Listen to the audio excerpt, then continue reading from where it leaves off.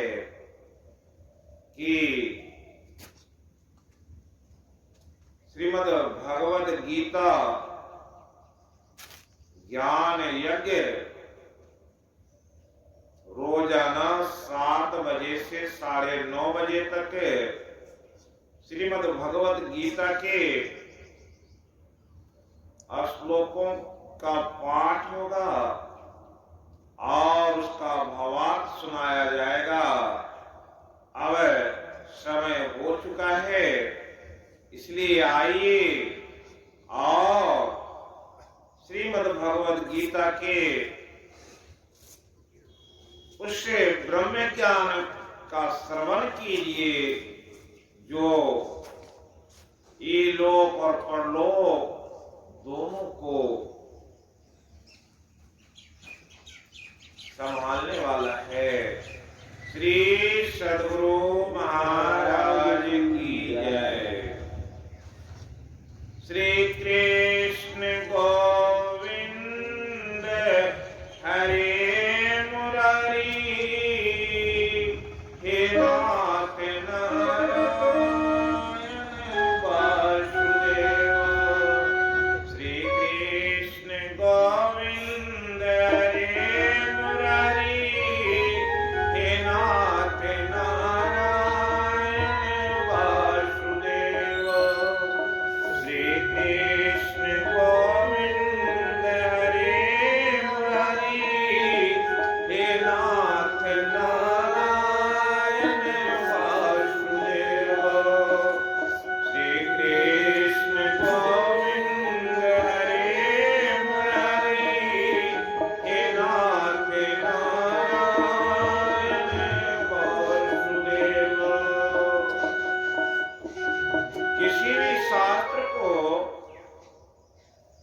जानने या सुनने से पहले उसके महात्म को जान लेने से मन में श्रद्धा उत्पन्न हो जाती है और उसे सुनने में मन लगता है। इसलिए आज के पाठ का महात्म्य जानना जरूरी है। सबसे पहले श्रीमद् भगवत गीता के महात्म्य का वर्णन करते हुए भगवान कृष्ण ने कहने की कृपा की। गीता सारम् इदं शास्त्रम् सर्वशास्त्र सुनिश्चितम् यत्र स्थितं ब्रह्म ज्ञानं वेद शास्त्र सुनिश्चितम्।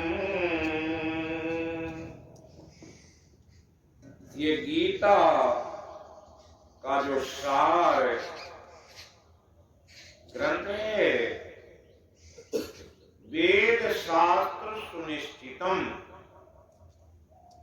और वेद शास्त्रों से और सारे जितने भी सदग्रंथ हैं उससे सुनिश्चित क्या हुआ, जो ब्रह्म ज्ञान है। यत्र ब्रह्म ज्ञानम तिष्ठति, जहाँ ब्रह्म ज्ञान की चर्चा होती है वही तो गीता है। यत्र स्थितम ब्रह्म ज्ञानम वेद शास्त्र सुनिश्चितम, वेद शास्त्र से सुनिश्चित क्या हुआ, ब्रह्म ज्ञान है। इदं शास्त्रं मया प्रोक्तम् गुहे वेदार्थ दर्पणम्, यः पठेत् पर्यतो भूत्वा स्वगच्छेत् विष्णु शाश्वतम्। इदं शास्त्रं मया प्रोक्तम्, ये शास्त्र क्या कहता है, मया प्रोक्तम वे वेदार्थ दर्पणम, जो वेद शास्त्रों में जो ज्ञान है, जो पूर्ण रहस्यमय ज्ञान है, उसको वेदार्थ दर्पणम दर्पण की भांति परिलक्षित करता है। यह पठेत पर्यतो भूत्वा, जो इसे पढ़ता है, सुनता है, कहे गच्छेत विष्णु शाश्वतम, वह विष्णु लोक में जाता है।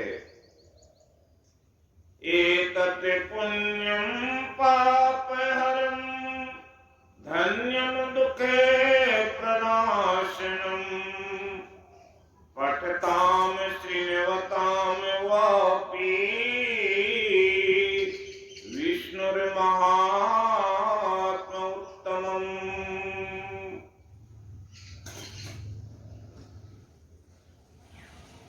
भगवान कहने की कृपा किए कि ये शास्त्र कैसा है, तो जो इसे पढ़ता सुनता है तो क्या होता है, इदम शास्त्रम,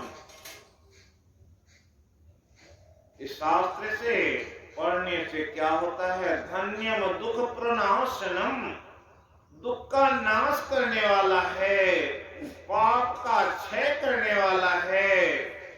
और इसे पढ़ता सुनता और जानता है तो कहने की कृपा किए विष्णु महात्म उत्तमम, भगवान विष्णु के इस वचन को सुनने वाले को भगवान क्या करते हैं, उत्तम फल की प्राप्ति करा देते हैं।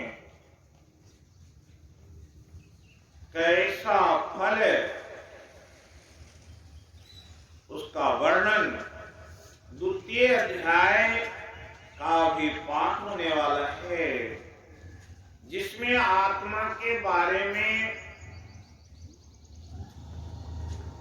ज्ञान कराया गया कि आप कौन हैं और आप इस शरीर में आए हुए हैं। इस शरीर के बारे में भी बताया गया है कि शरीर कितना शरीर, एक शरीर में आप स्थिर नहीं रहते हैं।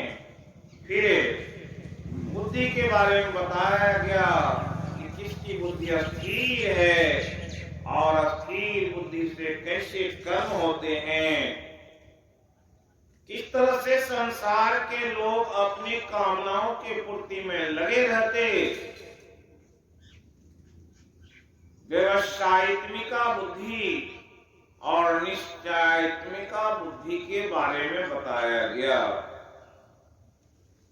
इन सारी बातों को सुनेंगे। दूसरे अध्याय का महात्म्य है, संक्षेप में ऐसा है कि एक चरवाहा वन में अपनी बकरी चराने के लिए गया। तो जब गया तो देखा तो उसकी एक बकरी आगे आगे चल रही थी और वहां एक बाघ जो है बकरी को देखते ही वो हट गया और बकरी को कुछ भी नहीं किया। तो चरवाहा को बड़ा आश्चर्य हुआ कि ये बकरी को देखते बाघ क्यों हट गया, इसका क्या कारण है, इस क्षेत्र का क्या प्रभाव है। इसलिए उसकी जिज्ञासा उत्पन्न हुई। उस जगह एक महात्मा मिले, उनसे पूछा कि महात्मा क्या कारण है कि यहाँ पर जो हिंसक पशु बाघ था उसमें हिंसा की प्रवृत्ति नहीं है। उस महात्मा ने कहा, देखो यहाँ पर एक बड़ा शिला है, उस पर गीता के दूसरे अध्याय को लिखा हुआ है और यहाँ एक ऋषि रहते थे जो गीता के दूसरे अध्याय का नित्य नियमित पाठ क्या करते थे, उसके प्रभाव से ये क्षेत्र सात्विक स्थिति में रहता है। इसलिए यहाँ पर हिंसक पशु भी अहिंसक हो गया है। और ये बकरी जो है ये पिछले जन्म में डायन थी और ये बाघ इसी जंगल में शिकारी बन के आया था, शिकार कर रहा था। ये डायन आई तो उसे खा गई थी और फिर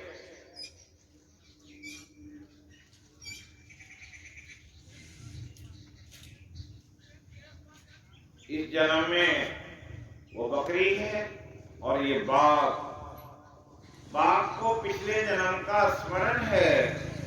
इसलिए बकरी को देख करके वो समझ गया हो न हो मुझे खा ले, इसलिए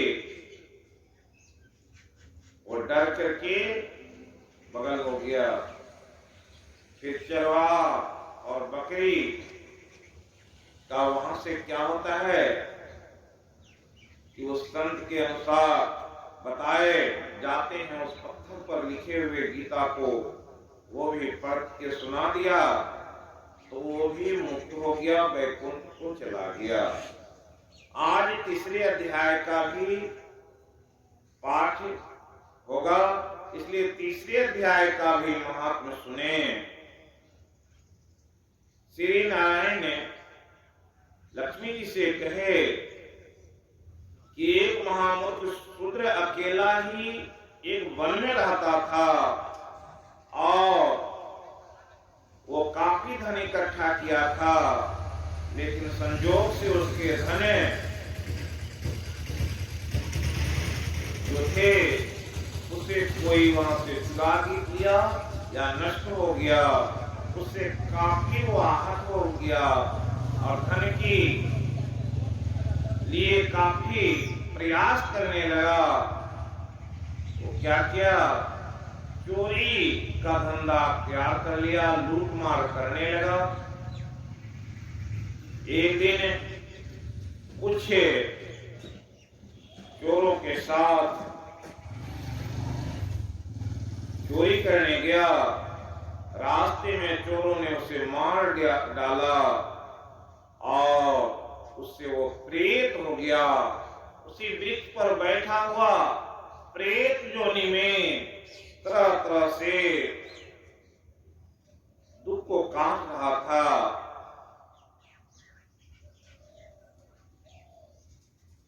उस चोर के घर एक पुत्र जन्म लिया। पुत्र जब बड़ा हुआ उसने अपनी माता से पूछा कि माता, पिता कहाँ रहते हैं या उनकी कैसी वृत्ति हुई और वे किस तरह से मृत्यु को प्राप्त हुए। तो बताया कि तुम्हारे पिता के पास काफी धन था, लेकिन वो धन समाप्त हो गया तो वो चोरी करने लगे और एक दिन उनके जो साथी चोर लोग थे उसे मार दिए। और यही मेरी व्यथा है। उसने पूछा कि उनका श्राद्ध वगैरह किए थे, कहा कि मेरे पास तो कुछ भी नहीं था, इसलिए मैंने कुछ भी नहीं किया। उस पुत्र ने कहा, कुछ ब्राह्मणों से पूछा कि जीव के उद्धार का क्या उपाय है, तो कहा कि तुम जाओ गया में पिंड दे देना। कुछ ने कहा प्रयाग जाओ, तीर्थों में जाओ। इस तरह से वो तैयारी करके चल दिया। सब जगह से घूम करके जब आ रहा था, संयोग बस उसी जंगल में उसी वृक्ष के पास में वो आकर के बैठा। संयोग से वहां बैठने पर वो गीता के 3य अध्याय का पाठ करने लगा, क्योंकि वो गीता पाठी था। और जैसे ही पाठ समाप्त हुआ, वो प्रेत रूप में जो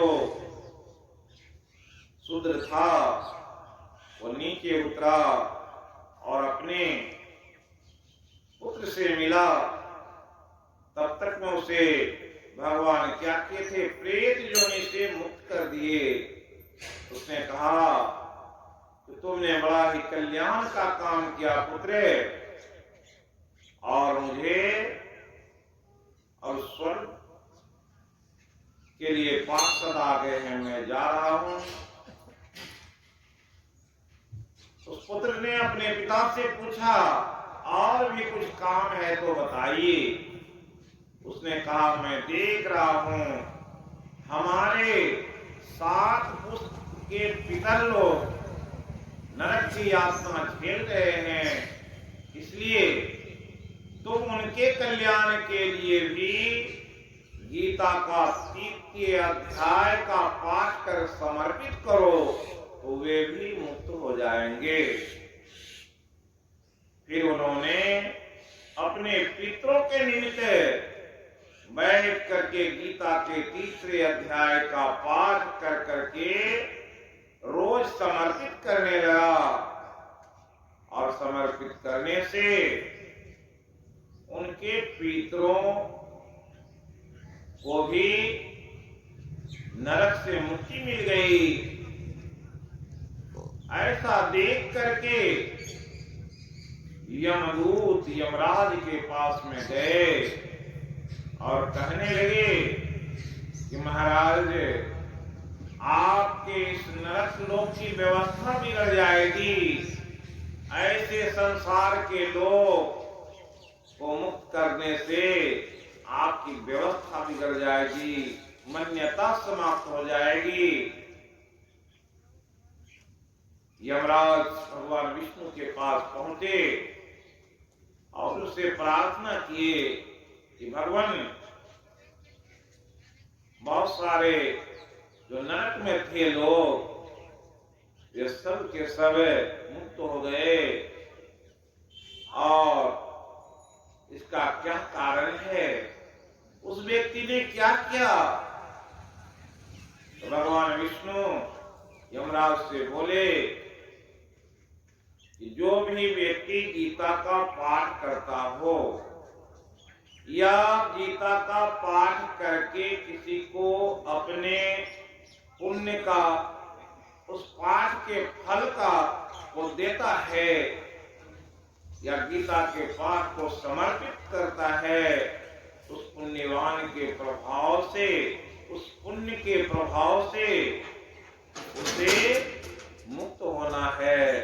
इसलिए ऐसे व्यक्ति का नरक में वास नहीं होगा। ऐसी जानकारी मिलने पर यमराज आए, यमदूतों से कहा कि इस तरह का जो भी व्यक्ति गीता का पाठ करता है, श्रवण करता है, उसे कभी नरक में नहीं लाना। इस तरह से गीता के 3रे अध्याय का महात्म्य है। ये महात्म्य जानने से क्या होता है कि आपका मन लगेगा, आप जानेंगे कि गीता में जो भगवान का ज्ञान है ये कितना परिपक्व ब्रह्म ज्ञान है। इसको पढ़ने से, इसको जानने से बहुत कुछ प्राप्त होता है।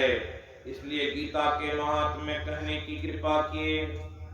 पादस्पि अर्धपादो अश्लोकम श्लोकादमेव वा नित्यं धार्यते अस्तु स्वमोक्षमधिगच्छति।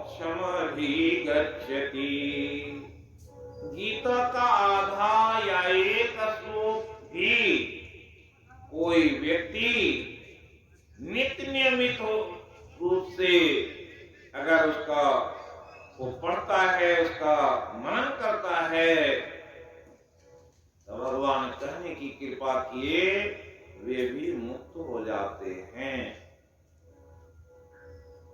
अब गीता के दूसरे अध्याय का पाठ श्रवण किया जाए।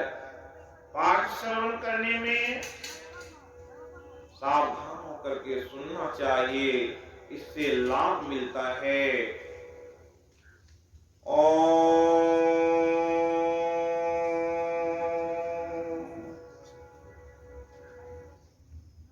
परमात्मने नमः।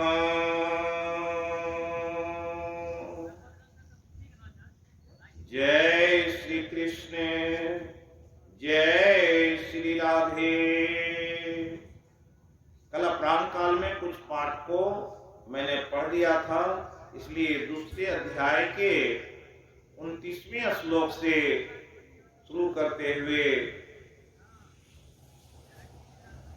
आश्चर्यवत् पश्यति कश्चिदेनम् आश्चर्यवत् वदति तथैव चान्यः आश्चर्यवत् चान्यः शृणोति श्रुत्वाप्येनं वेद न चैव कश्चित्। आत्मा का ज्ञान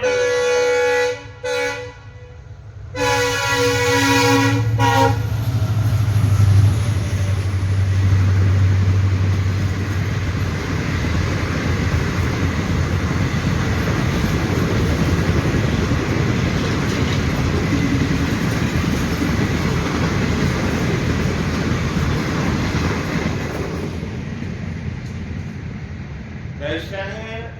आश्चर्यवत् पश्यति कश्चिदेनम्। जैसे आत्मदृष्टि खुली हुई है, जो अपने उस आत्मज्ञान से के दृष्टा हैं, तो वह जब देखते हैं तो बड़ा आश्चर्य होता है। आश्चर्यवत् वदति तथैव च अन्यः। अगर किसी से कहते भी तो सुनने वाले को भी आश्चर्य होता है। आश्चर्यवत् चैनम् अन्यः शृणोति। और सुनने वाला भी बड़ा आश्चर्य के साथ सुनता है। श्रुत्वापि चैनं वेद न चैव कश्चित्। सुनकर भी जिसे आत्मा का ज्ञान नहीं है, जिसे संसार के सगुण साकार रूप का ज्ञान नहीं है, परमात्मा के उस रूप का ज्ञान नहीं है, वे सुनकर भी नहीं जानते हैं, क्योंकि उसे ज्ञान ही नहीं है। देहि नित्यमवध्योऽयं देहे सर्वस्य भारत तस्मात् सर्वाणि भूतानि न त्वं शोचितुमर्हसि। कि अर्जुन, यह आत्मा संपूर्ण प्राणियों की देह में सदैव अविनाशी है, इस कारण संपूर्ण प्राणियों के प्रति तुमको सोच करना उचित नहीं है। स्वधर्ममपि चावेक्ष्य नोविकम्पितुमर्हसि। धर्मयाति युद्धात् श्रेयो अन्यक्षत्रियस्य नो विद्यते। ये अर्जुन, स्वधर्म का विचार करके तुमको घबराना उचित नहीं है, कारण कि क्षत्रिय को स्वधर्म से प्राप्त हुए युद्ध से बढ़कर भला करने वाला कुछ नहीं है। स्वधर्ममपि चावेक्ष्य नो विकम्पितुम अर्हसि। और यहाँ भगवान धर्मयात ही घात श्रेय अन्य क्षत्रियस्य नो विद्यते। धर्म युद्ध के बारे में बात आई है और क्षत्रिय नो विद्यते, क्षत्रिय की बात आई। युद्ध कौन करता है? जो क्षत्रिय होता है। भगवान ने कहने की कृपा की। ब्राह्मण क्षत्रिय विषाम शूद्राणाम परंतपः कर्माणि प्रविभक्तानि स्वभाव प्रभवैर्गुणैः। ब्राह्मण क्षत्रिय वैश्य और शूद्र ये 4 प्रकार के भक्तों के लक्षण या उसके गुण बताए गए। और जो भक्त होते हैं उसमें क्या है, शूद्र, तब वैश्य, तब क्षत्रिय, तब ब्राह्मण होते हैं। इसी बात की चर्चा अपराह्न काल में इसके विशेष उदाहरण के साथ समझाएंगे। यतिक्षया चौपन्नम स्वर्ग द्वारम अपावृतम सुखिनः क्षत्रिया पार्थ लभन्ते युद्धम इतिरिषम। अर्जुन, स्वर्ग का द्वार रूप यह युद्ध अपने आप उपस्थित हो गया है। पुण्यवान क्षत्रिय कोई ऐसे युद्ध का अवसर मिलता है। अथ चेत तु इमं धर्मं संग्रामं न करिष्यसि तथा स्वधर्मं कीर्ति जयित्वा पापमवाप्स्यसि।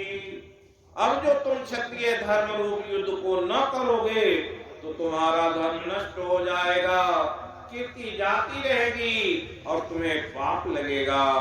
अकीर्ति चापि भूतानि कथिष्यन्ति ते अव्यायाम संभावितश्च कीर्तिमरणात् कीर्त्यते व्याधरणात् उपर्तं मनस्यन्ते त्वां महारथा येषां च त्वं बहुमतो उत्वा याससि लाघवम् अवाच्यवादां च बहुन् वदिष्यन्ति तवाहिता निन्दन्तं तं सामर्थ्यं ततो दुष्करं नु किम् हतो वा प्राप्स्यसि स्वर्गं जित्वा वा मोक्ष्यसे फणिम् तस्मात् उत्तिष्ठ कौन्तेय युद्धाय कीर्तिनिश्चयः सुख दुख के समय कृत्वा लाभालाभो जयाजयो ततो युद्धाय युज्यस्य न एवं पापम् अवाप्स्यसि।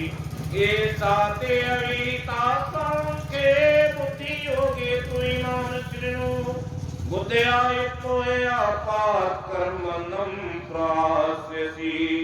नेहाविक्रम्णः स्वस्ति प्रत्यवायो न विद्यते स्वल्पमपि धर्मस्य त्रायते महतो भयाते। व्यवसायित्मिका बुद्धि एकायी कुरुनन्दन बहुशाखायन्ताश्च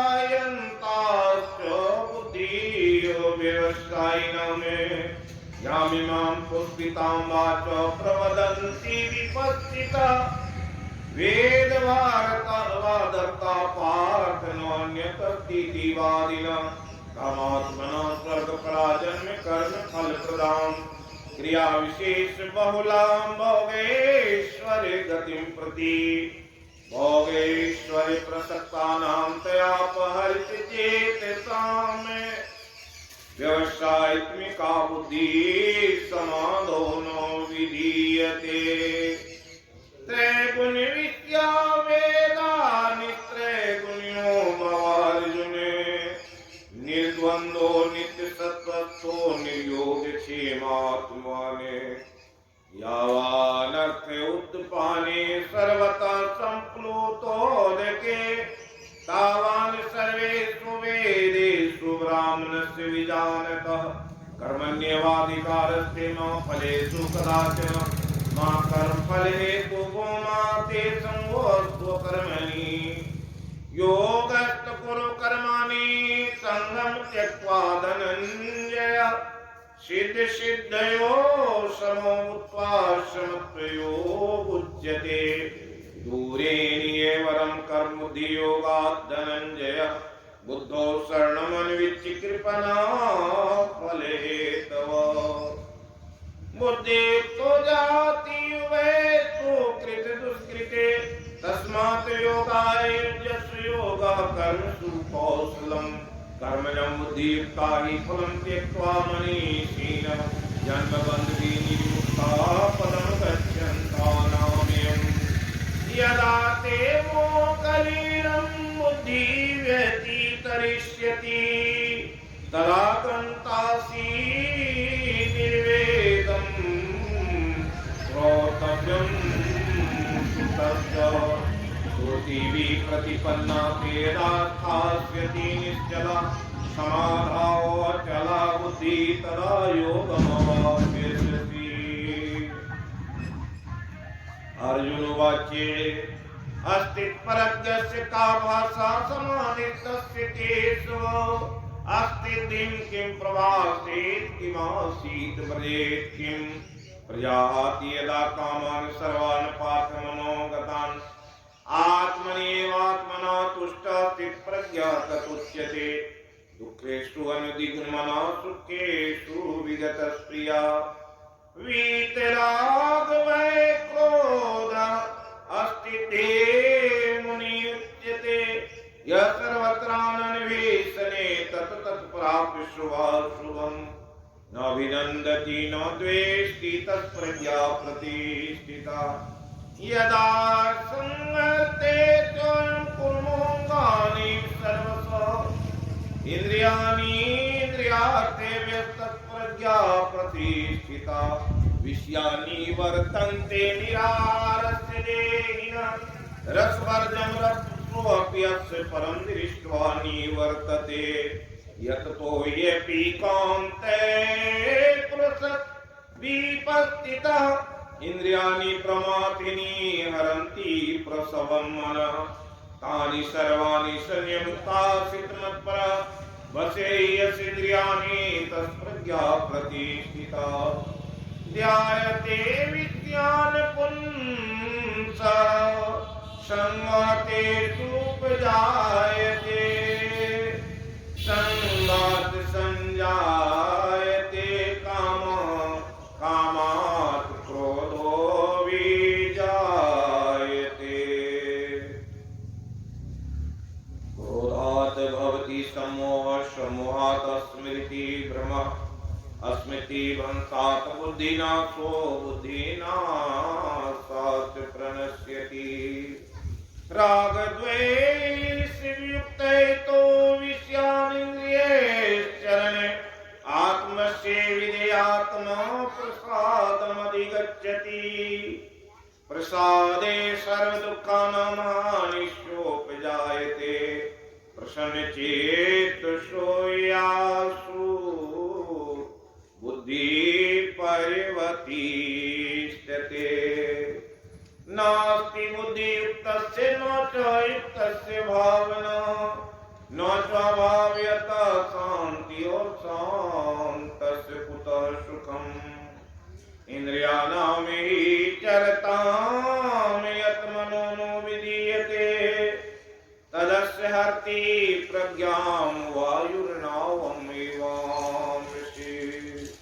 तस्मात् तस्य महाबाहो निगृह्णाति सर्वतः इन्द्रियाणीन्द्रियार्थेभ्यः तत्प्रज्ञा प्रतिष्ठिता या निशा सर्वभूतानां तस्यां जागर्ति संयमी यस्यां जागर्ति भूतानि सा निशा पश्यतो मुनि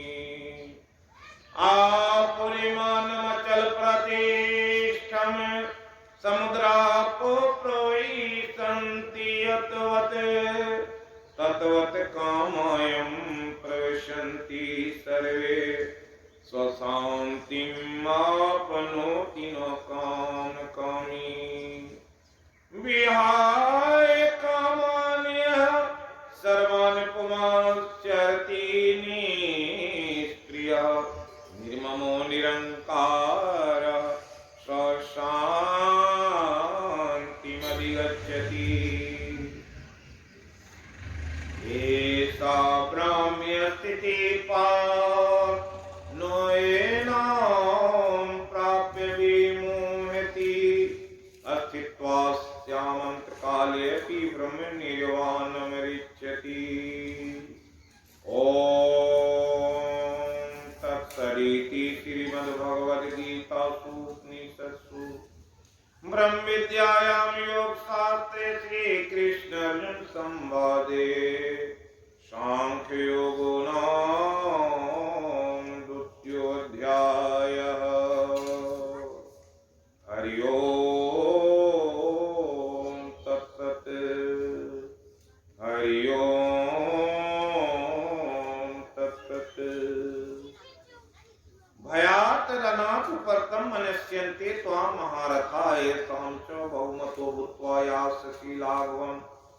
ये सब महारथी तुमको रणभीरु मानेंगे और जो तुमको बड़ा योद्धा मानते हैं उनकी दृष्टि में तुच्छ हो जाओगे। अवाच्यवादां चोदोन वदिष्यन्ति तवाहिता निन्दन्तं तव सामर्थ्यं ततो दुष्करं किम। तुम्हारे शत्रु तुम्हारे पराक्रम की निंदा करके निंदित वचनों से कहेंगे, इससे अधिक क्या होगा। हतो प्राप्य शशि स्वर्गं जित्वा वा भोक्ष्यसे महीम् तस्मात् उत्तिष्ठ कौन्तेय युद्धाय कृतनिश्चय। अब गीता शास्त्र कौन से युद्ध को करने के लिए कह रहा है, तो आप सुन रहे हैं कि यहाँ कहते हैं भगवान कि अगर तुम इस युद्ध को नहीं किए तो क्या कैसा युद्ध है। कोई व्यक्ति जब धर्म की ओर अग्रसर होता है, धार्मिक कार्यक्रम में सम्मिलित होता है, तो बहुत सारे लोग उसके प्रति नजर रखे रहते हैं कि देखें ये धर्मात्मा कैसे कैसे कर्म को करता है। और फिर क्या होता है, उसे एक चुनौती रहती है अपने को संयमित रखने की। कहीं भी थोड़ा सा त्रुटि किया तो गांव समाज के लोग कहने लगते कि देखिए सत्संगी होकर के ऐसा किया, ये महात्मा होकर के इस तरह से किया। इस तरह की शिकायत हो जाती है तो फिर क्या करते, अपने को संभाल करके चलते हैं। और इसी बात को इसमें कहा गया है, जिसकी व्याख्या विशेष तौर पर अपराह्न काल में करेंगे। सुख दुख के समय कृत्वा लावा हो जया जयो ततो युद्धाय युज्यस्विनो एवं पापम वाप्यसि। सुख दुख लाभ हानि और विजय पराजय इन सभी को समान जानकर युद्ध की तैयारी करो, इससे तुमको पाप नहीं लगेगा। और आगे कहते हैं, एसा ते अवीता सांख्ये बुद्धि योगे तु इमाम शृणु बुद्धिया युक्तो यापात कर्म बंधम प्रहास्यसि। ये अर्जुन, जो कुछ मैंने तुमसे अब तक कहा है वह सांख्य शास्त्र के अनुसार आत्मा और देह का तत्व समझाया है। अब उसी को कर्म योग में कहता हूँ, सुनो, इससे कर्म बंधन छूट जाएंगे।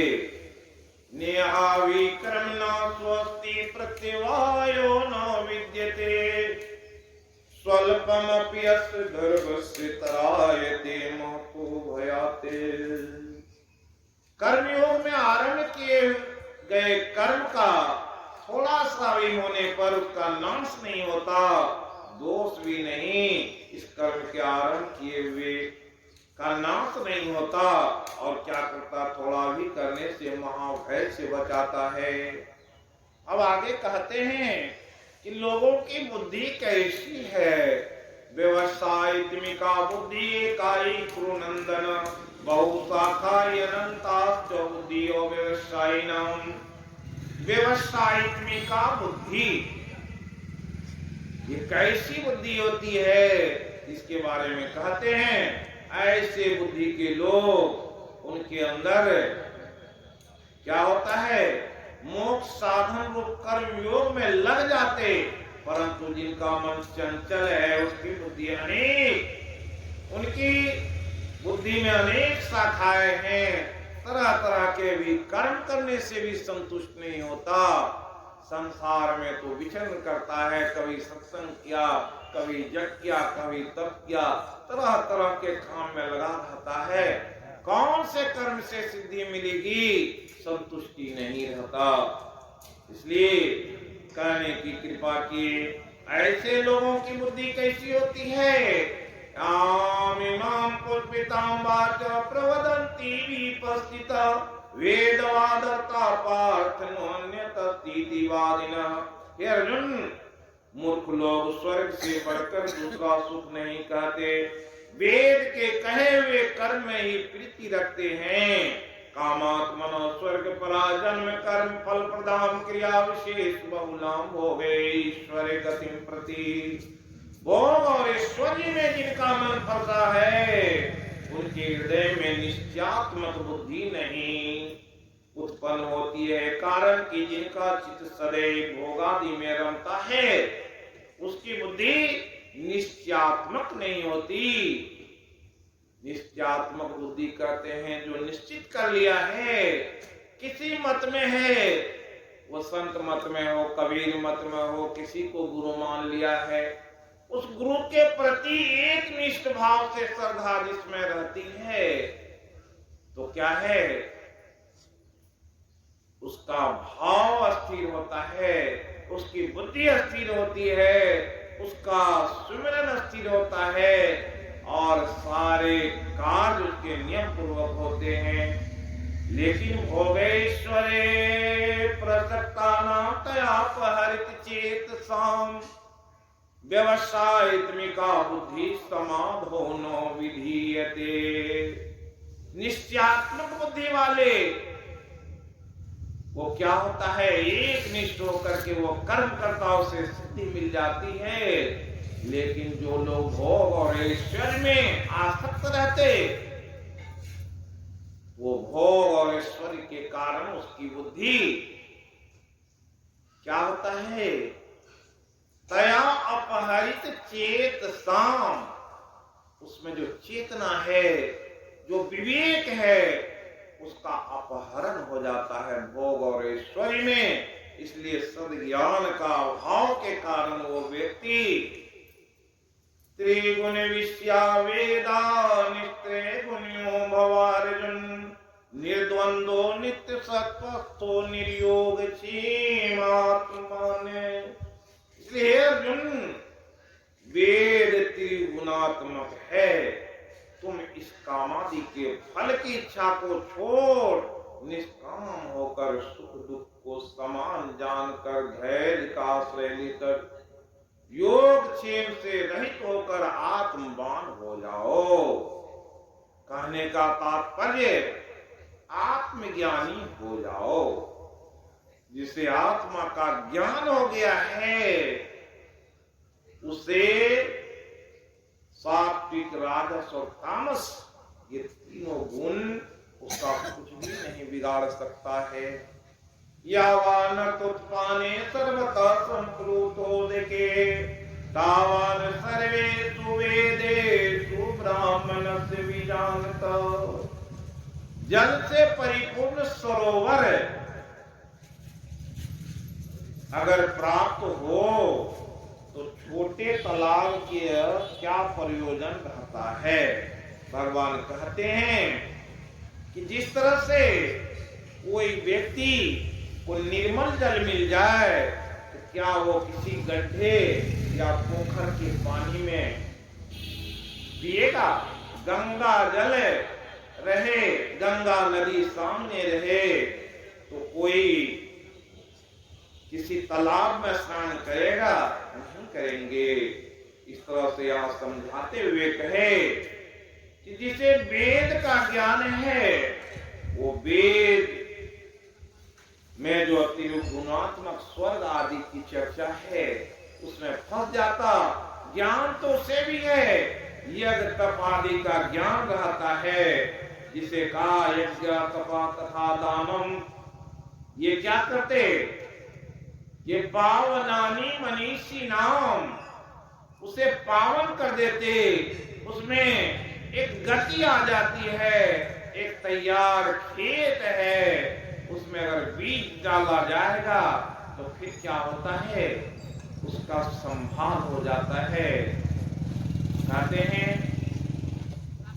कि हर व्यक्ति के पास टिकट है, लेकिन उस व्यक्ति का टिकट कहां तक का है वो निश्चित नहीं है। इसलिए निश्चयात्मक बुद्धि के व्यक्ति का जो टिकट होता है उसमें स्थान निर्दिष्ट है। आप जाते हैं ट्रेन में जाना है या बस में जाना है, एक टिकट लेंगे, जरूर वहां पूछेगा कि आप कहां तक जाना चाहते हैं। तो अमुक स्थान तक जाएंगे। अगर व्यक्ति कहे कहीं का दे दीजिए टिकट तो मिल जाएगा, दे देगा कहीं का, जितना पैसा दीजिएगा उसके हिसाब से टिकट मिला। लेकिन वहां तो उतर जाना पड़ेगा। लेकिन जो व्यक्ति निश्चित कर लिया है कि मुझे दिल्ली जाना है, वो दिल्ली वाली ट्रेन को पकड़ेगा। इसलिए कबीर साहब कहे कि लंबा मार्ग दूरी घरे, विकट पथ बहुमारे, कहो साधो क्यों पाइए, दुर्लभ हरि दीदारे। परमात्मा के पास जाना है तो कैसा मार्ग है, उसके हिसाब से सवारी होनी चाहिए, उसके हिसाब से तैयारी होनी चाहिए। क्या है? परमात्मा के यहाँ भी जाने के लिए क्या है, एक अकाउंट होना चाहिए। एक व्यक्ति ने कहा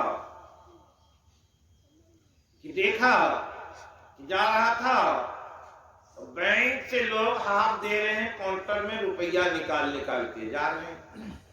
तो देखा कि भाई यहाँ क्या हो रहा है, यहाँ बैंक में रुपया मिल रहा है। उसने सोचा कि मैं भी थोड़ा ले लूं। गया उस काउंटर में हाथ डाला, कहा क्या बात है, कहा कि रुपया दीजिए। कहा कि तुम्हारा खाता है? नहीं। पासबुक लाए हो? तो नहीं। खाता है? तो नहीं। तो भाई ना खाता है और ना तुम पासबुक लाए, रुपया कभी जमा किया था? तो नहीं, जमा नहीं। तो फिर जमा ही नहीं है और पासबुक भी नहीं है तो तुम क्या निकालोगे? इसलिए यहाँ इस बैंक में खाता होना चाहिए, और जब खाता में जमा किया है वही निकाल रहा है। जिसने जमा नहीं किया है उस खाता से क्या मिलेगा? इसलिए तुम तो न जमा किए न खाता ही है, इसलिए नहीं मिलेगा। इसी तरह से गुरु महाराज लोग कहते हैं, जैसे हम लोग कहते हैं सदगुरु महाराज की जय, तो बहुत सारे लोगों के मन में तुरंत वो व्यवसायित्मिका बुद्धि जो है वो कहता ये लोग सदगुरु महाराज के भक्त हैं। सत कौन अब गुरु कौन, इस बात को नहीं जानने से लोगों को ये परेशानी हो जाती है। सत्य परमात्मा है और सबसे बड़े कौन? वो परमात्मा। गुरु का अर्थ होता है जो सबसे शुरू का है, उसे गुरु कहते। परमात्मा सत्य हैं, सनातन हैं और वे हैं पुरातन हैं। वो कौन है? गुरु हैं। और फिर संसार में जितने क्या है ज्ञानी पुरुष हैं वो क्या है? परमात्मा के ही संदेश वाहक हैं। तो वो क्या है? जो ज्ञान बताता है, साधारण सा ज्ञान बताता है, उसे भी गुरु कहते हैं। लेकिन जो सद ज्ञान बताते हैं वे सदगुरु हैं। इसलिए सदगुरु कहने से संसार के जितने भगवान विष्णु कौन है? आप सुने 2 अध्याय के 7वें श्लोक में एक व्यक्ति ने कहा, रामायण में तो बहुत सारी बात लिखी हुई है, गुरु का प्रसंग है, शिष्यों का भी प्रसंग है, गीता में तो कहीं कुछ नहीं है। कहा है कि पढ़े कभी गीता, गीता पढ़ो तो जानोगे। 2 अध्याय के 7वें श्लोक में भगवान कह दिए चौथे अध्याय में भी भगवान कहे हैं, लेकिन पढ़ोगे तो तब तो जानोगे। कहे कार्पण्य दोषोपहत स्वभाव पृच्छामि त्वाम धर्म सम्मूढ़ चेता यत् श्रेयः स्यात् निश्चितं ब्रूहि। शिष्य ते हम क्या कहे कि हम जो है आपके शिष्य हैं, इसलिए धर्म सम्मूढ़ चेता, जो गुरु होते हैं वो धर्म सम्मूढ़ होते हैं, उनकी चेतना जगी रहती है। तो भगवान से कहे श्रेय स्यात् निश्चितं ब्रूहि, कहिए शिष्य ते हम साधिमां त्वां प्रपन्नम। हे भगवान, आप हमारे गुरु हैं, मैं आपका शिष्य हूं, मैं जो मोहजाल में घिरा हुआ हूं, इसलिए आप हमें वो ज्ञान बताइए जो इससे मोहजाल से हम निकल पाएंगे। और उस मोहजाल से निकलने की क्या युक्ति है, कौन सी भक्ति है? कथम विद्याहम योगिनस्त्वां सदा परिचिन्तयन् केषु केषु च भावेषु चिन्तयोऽसि भगवन् मया। हे भगवान, वो कौन सी विद्या है जिसको जान कर योगी लोग भूखे प्यासे संसार से विरक्त होकर के बैठे रहते, आपके चिंतन में लगे रहते हैं। तो भगवान उसी बात को यहाँ कहे कि अर्जुन, तुम ये तीनों विषयों से सत्वरजतम से ऊपर उठो तो पराभक्ति में पहुंचोगे। जहां मेरा निवास है वहां तक जाने का जो मार्ग है, जो जान लेता है, तो क्या होता है, जब निर्मल जल का कोई पान कर लेता है तो गंदे जल को कौन पीता है। इसलिए कहे कर्मण्येवाधिकारस्ते मा फलेषु कदाचन मा कर्म फल हेतु भूमा ते संगोऽस्तु अकर्मणि। कर्म करने का अधिकार सबको है, फल की इच्छा नहीं रखे, कर्म करते चलिए तो फल तो मिलेगा। निष्काम भाव से जो कर्म करता है उसे भगवान फल देते हैं। एक संत ने कहा, जगत मजदूरी देत है तो क्यों न देत करता। जब संसार में कोई काम करता है उसे मजदूरी मिल जाता तो वो तो करतार हैं, वो सब कुछ को जानते हैं, वे भी मजदूरी देते हैं, लेकिन आपके पास वो ज्ञान नहीं है। इसलिए कहने की कृपा की, ये अभी जो बात कहे, सदगुरु कौन? जो सदगुरु होते हैं वो क्या है? वो परमात्मा के उस बैंक का मैनेजर है और वे आपको अकाउंट दे देते हैं, खाता नंबर दे देते हैं, एक नाम बता देते हैं, यही तुम्हारा खाता है। तुम जितना जमा करना चाहते हो जमा करते जाओ, और उस पुण्य का प्रभाव क्या होता है वो गुरु बता देते हैं। इसलिए जिनके पास खाता है तो जमा कर देते। देखिए द्वितीय अध्याय के महात्म, तृतीय अध्याय के महात्म्य, वो व्यक्ति धन जमा किया था जंगल में, लेकिन अगर उसे बैंक का पता होता तो वो अपना वहां जमा करके रखता तो दौलत बचा रहता, लेकिन किसी ने उसके दौलत को समाप्त कर दिया तो व्याकुल हो गया था। भगवान कहते हैं, योगस्त कुरु कर्माणि संगम त्यक्त्वा धनंजय सिद्ध सिद्धयो समो भूत्वा समत्व योग उच्यते। हे धनंजय, तुम संग को त्याग कर योग में स्थित होकर कर्म करो, सिद्धि और असिद्धि को समान भाव से देखो, क्योंकि सिद्धि असिद्धि में समानता मानना ही योग है। अब भगवान कहते हैं योग की बातें, योग करना है तो कैसे करेंगे? संगम त्यक्त्वा धनंजय, संग किसका संग छोड़ करके, संग कितने का छोड़ना है यह प्रमाण काल के सत्संग में बताएंगे। दूरे निहेवरम कर्म बुद्धि योगा धनंजय, बुद्धो शरणमन विच्य कृपणा फल हेतु। ये धनंजय, बुद्धि योग अर्थात व्यवसायिक का बुद्धि से काम्य कार्य बहुत दूर है, इसलिए बुद्धि योग द्वारा ईश्वर से मिलने की इच्छा करो। कारण की फल की इच्छा करने वाले सभी दीन होते हैं। जो फल चाहते तो क्या होते हैं? दीन मतलब क्या हुआ? उसके पास जमा धन नहीं रहता।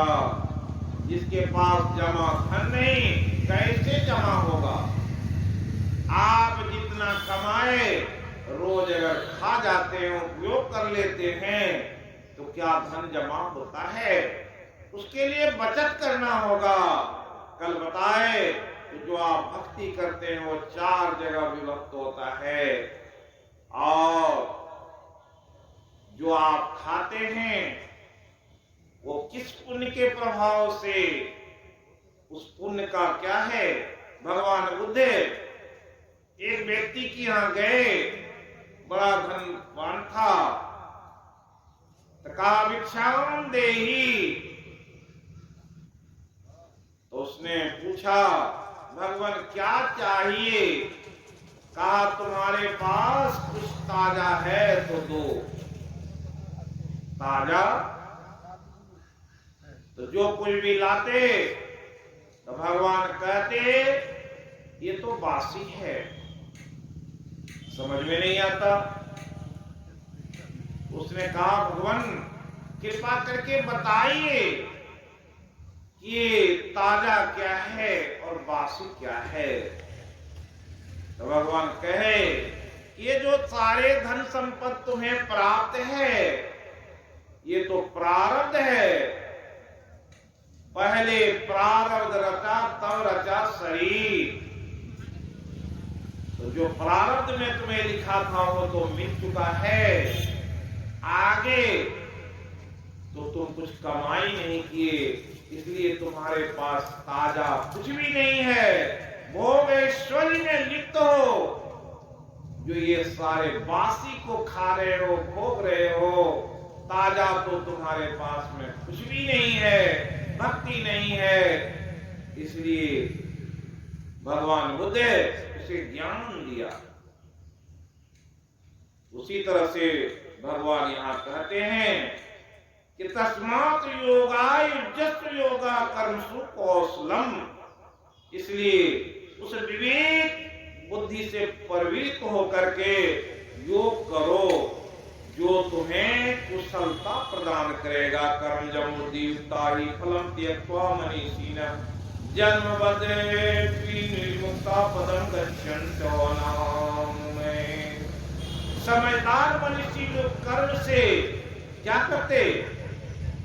फल का त्याग करके जन्म के बंधन से छूटकर व्याधि रहित पद को प्राप्त करते हैं।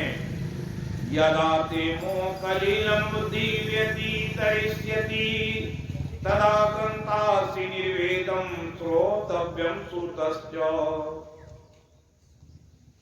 हे अर्जुन, जिस समय निष्काम कर्मों से तुम्हारी बुद्धि मोह रूपी दलदल को त्याग देगी, उस समय सुने हुए और सुनने में आने वाले भोगों में तुमको वैराग्य हो जाएगा।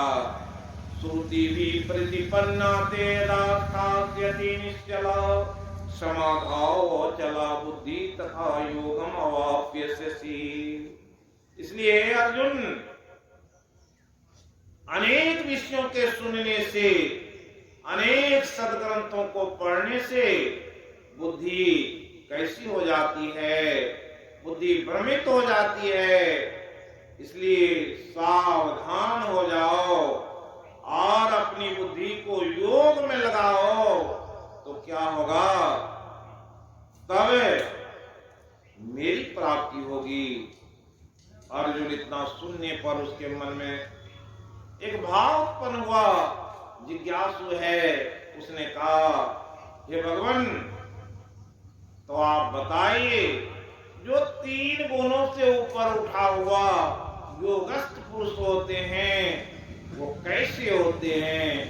अस्थित प्रज्ञस्य का वासा समाधिस्थस्य केशव, अस्थित दिन किम प्रभासेत किमासीत ब्रजेत किम। ऐसे धर्मनिष्ठ व्यक्ति की भाषा कैसी होती है, उसके लक्षण क्या हैं, वो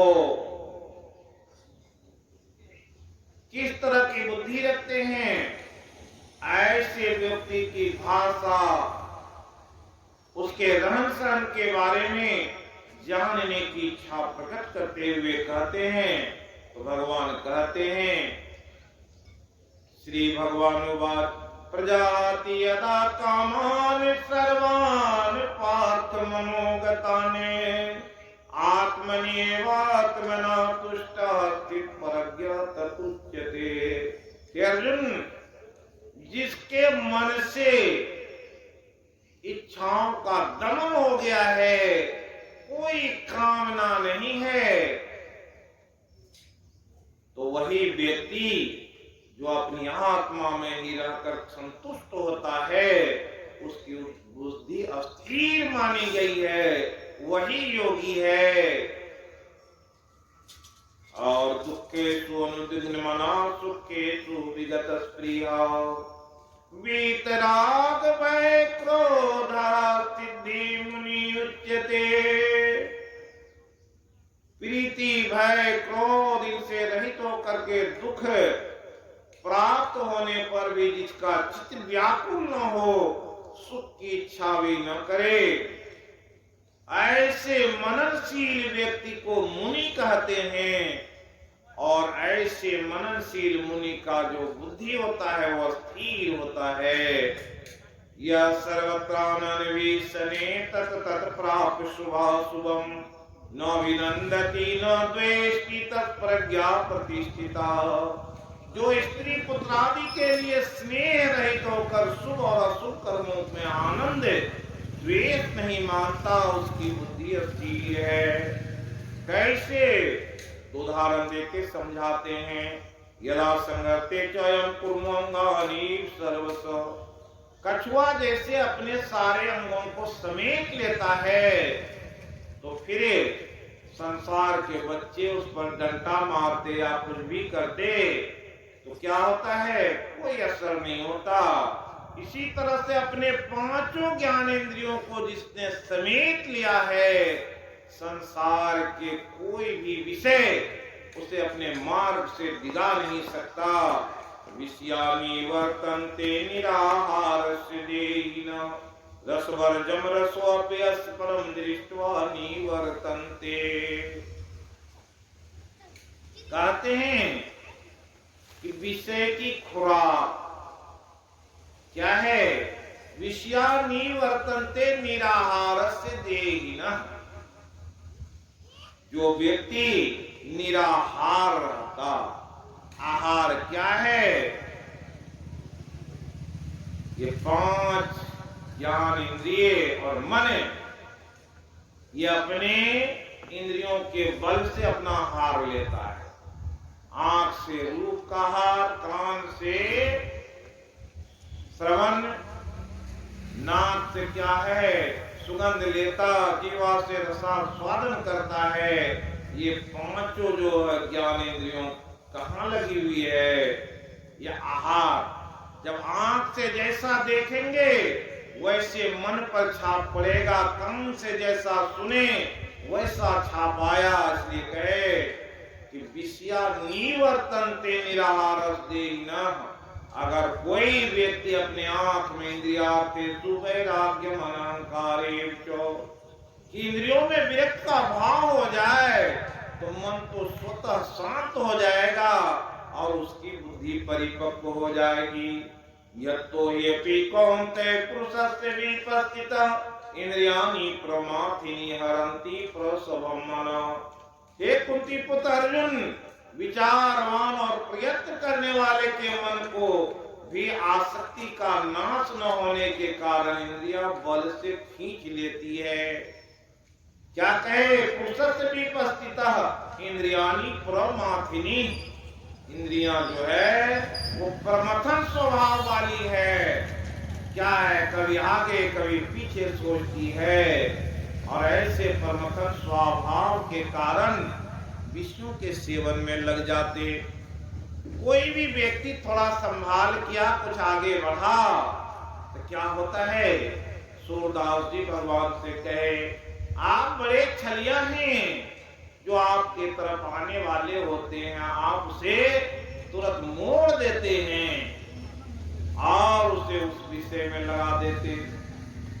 आज देख लीजिए संसार की कैसी हालत है। भागवत में बड़ा अच्छा ही उस पर कहा है कि सत्यम नास्ति तपोदम, क्या है, न तो सत्य है, न तप है, न दमन है, न दान है, न दया है। कहा उदर भरिनो जीवा बरा कहा कूट भासी न। जो लोग धर्म के क्षेत्र में भी निकले हैं तो क्या करते, वहां जाएंगे तो देखेंगे कि सत्य का भाव है, न तप है, न शौच है। वहां तपस्या अगर करे तो उसे समय चाहिए। और शौच कहते हैं शुद्धता को, न शुद्धता है, न दया है, न दान है। किसी आश्रम में जाइए और कुछ मांगना चाहिए तो वो तो खुद मांगते मांगते तवा है।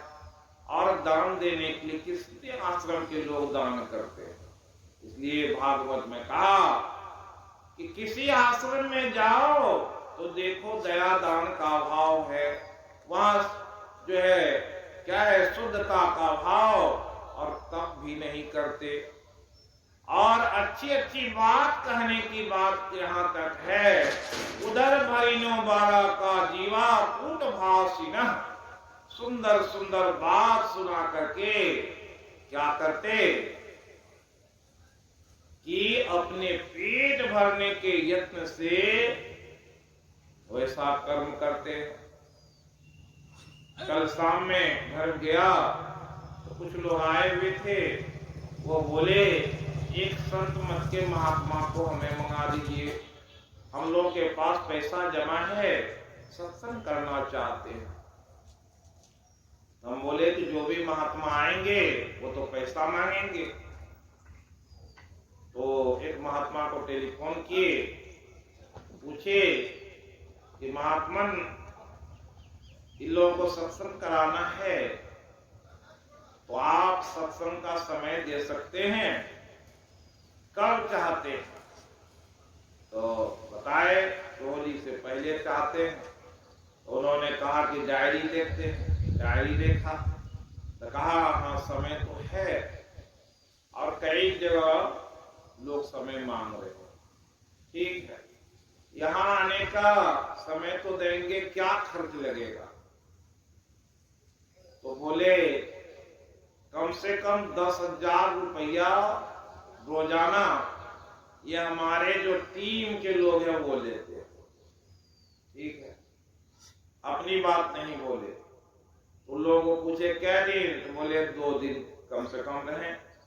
तो 2 दिन का 20,000, और अपनी बात, अपने गाड़ी की बात तो बाकी रह गई। तो फिर सब विचार करके हम बोले इन लोगों को उतना तो धन नहीं है, आइए। कुंभ में उनसे भेंट हुई थी तो वो बोले कि ठीक आएंगे। तो कितना कहने पर 25,000 रुपये में तैयार हुए। वही है, क्या होता है उधर भरीनो बारा का जीवा कूट भासी न, वो अपने प्रचार प्रसार करके के वो ऐसा कर्म करना चाहते हैं। उसी को कहने शिक्षित वाक्य कि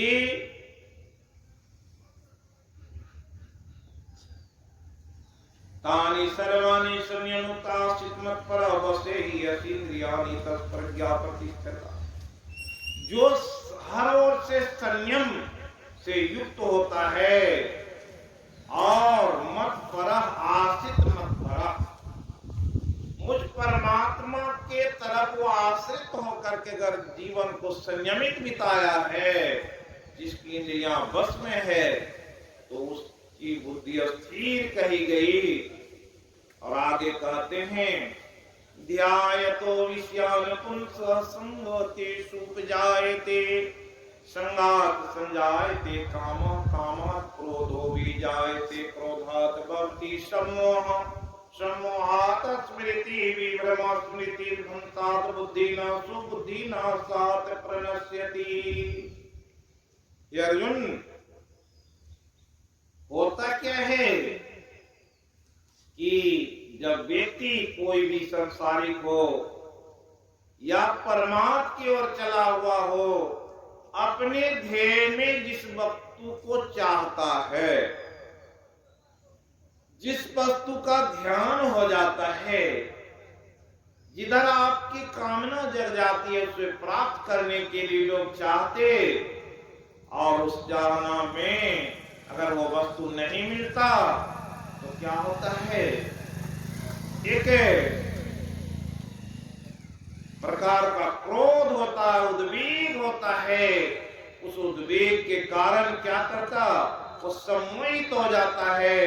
सम्मोहात विभ्रमः, उस सम्मोह के कारण उसमें एक ऐसा विभ्रम हो जाता है, उसे कुछ भी याद नहीं रहता और उसकी बुद्धि नष्ट हो जाते हैं। बुद्धि नाशात् प्रणश्यति, बुद्धि समाप्त हो जाने से क्या होता है, इस सारे चीज का नाश हो जाता है। और आगे कहते हैं राग द्वेष वियुक्तेषु विषयानीन्द्रियैश्चरन् आत्मवश्ये विधेयात्मा प्रसादम् अधिगच्छति। जो मनुष्य राग द्वेष से रहित होकर इंद्रियों में विषय का अनुभव करता है, वह निस्संदेह शांति को पाता है।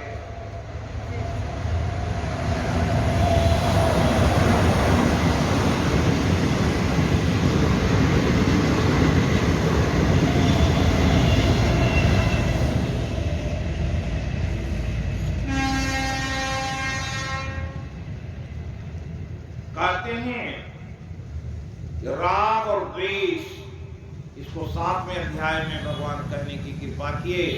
इच्छा द्वेष मुक्तेन द्वंद्व मोहेन भारत सर्वभूतानि तमोह सर्गयान्ति परन्तपा।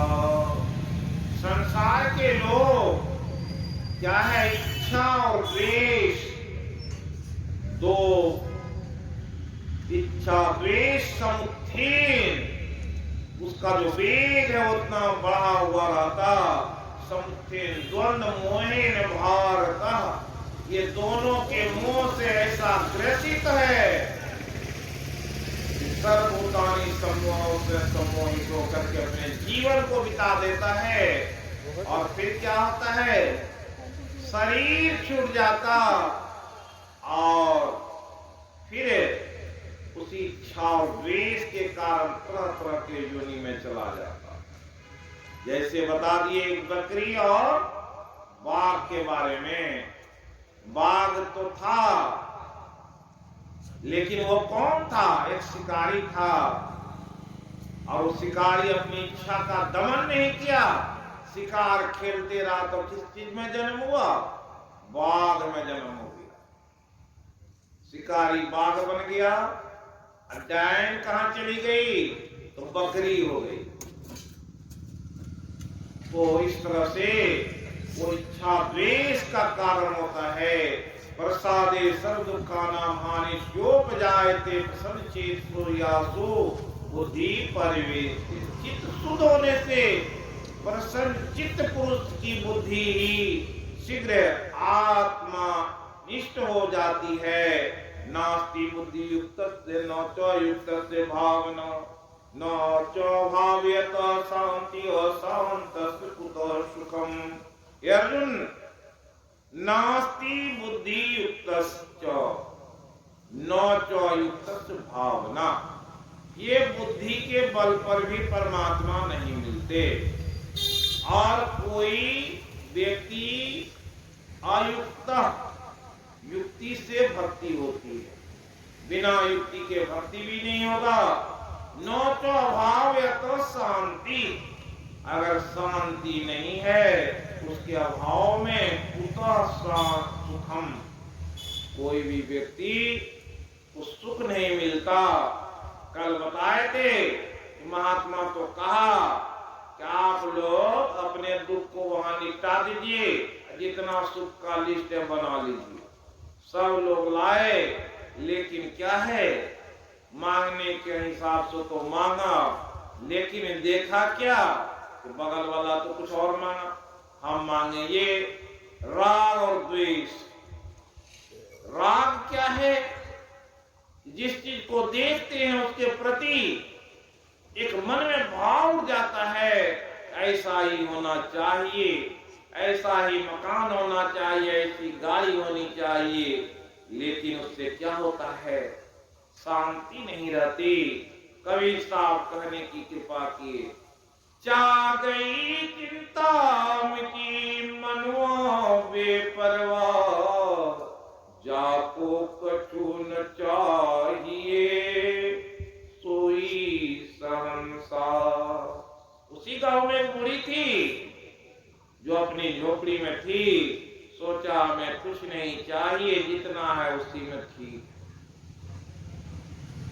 इसके बारे में भी उदाहरण सहित प्रमाण काल में बताएंगे। इसलिए कहने की कृपा किए कि अगर बुद्धि शांत नहीं तो कहीं शांति नहीं है। इंद्रियाणां विचरतां यत् मनोनुविधीयते तदर्थहति प्रज्ञां वायुर्नावमीमांसा।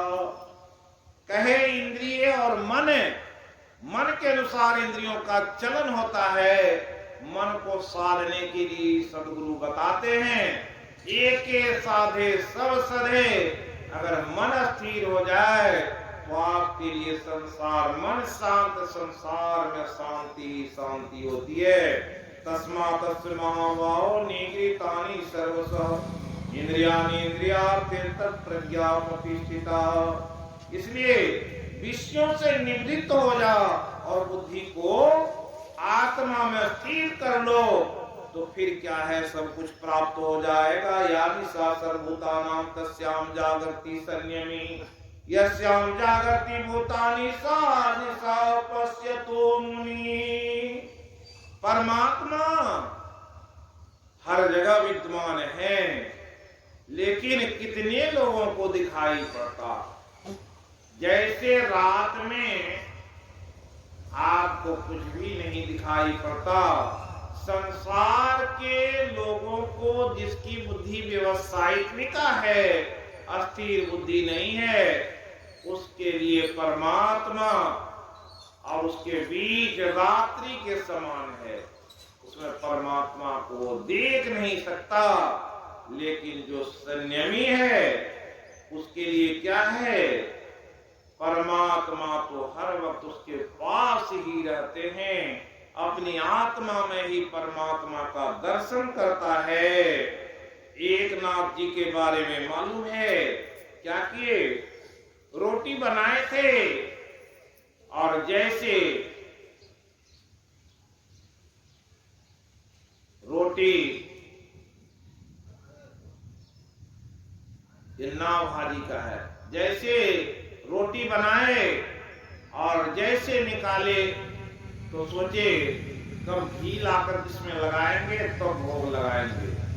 तब तक में एक कुत्ता आता है और उस रोटी को पकड़ करके भागने लगता है। तो भगवान कहते हैं, ये नावाजी देखे तो बोले